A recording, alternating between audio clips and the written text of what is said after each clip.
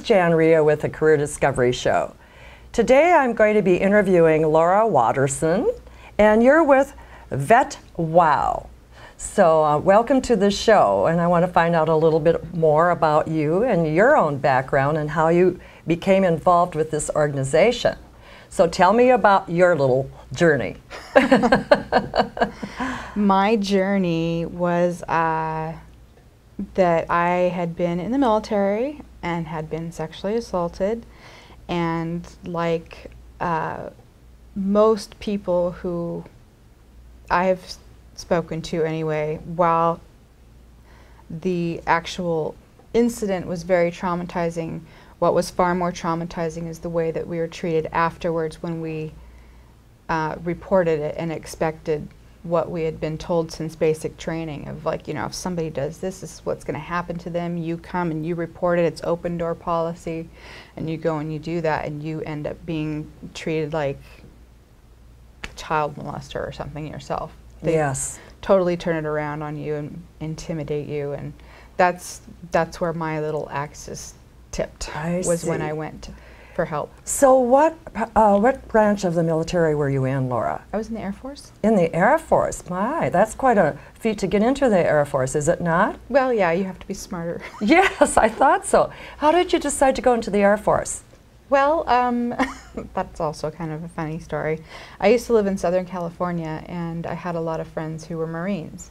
And I had actually gone to fashion design school in Los Angeles, and I discovered how really difficult it is to pay your rent being an artist of any sort.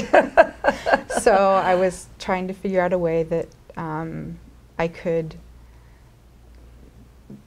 plan for my future, and I was also kind of, there's that little saying of, you know, if you want to know where you're going to be in 5 years, look at your friends. Oh, okay. And I was like, this is really fun, but it's, you know, we're a bunch of beach bums and having a good time, partying all the time. And so I was like, well, so I got to go somewhere and do something, and I need to be out of this environment. And so I was actually going to join the Marines. I had almost all of my paperwork done with them, and I had told all my guy friends, and they're like, no, don't do it, don't do it. And I was like, you're just saying that because I'm a girl, you know, like, I can do it, I have 6 brothers. And they're like, no, you don't understand. You feel really great for like the first year or so about this, you know, I'm a Marine and stuff, and then it just gets more tedious, whereas the Air Force is more like a regular job.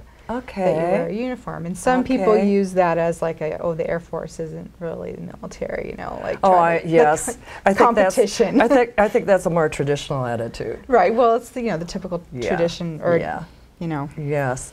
Well, when did you go into the Air Force then? I went into '98. And so how long were you in the Air Force? I did my 4 years. 4 years.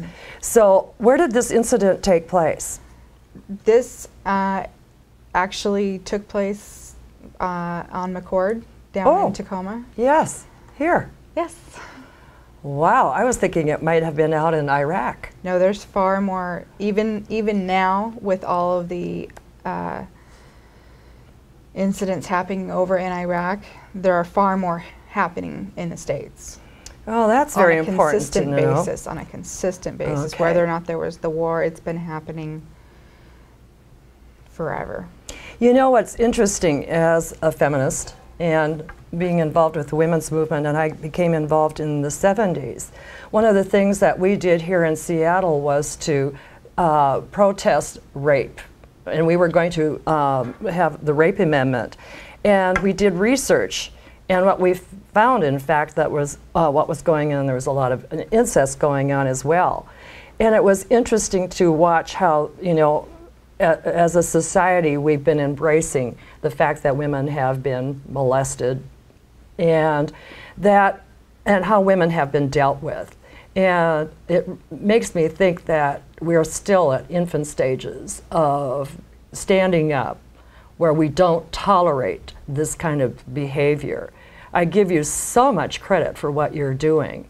So tell me, how did you get started? And maybe what we can do is the next segment we can talk more about how you started your sojourn with this, where you are right now, and you can tell me more about your organization, VetWow.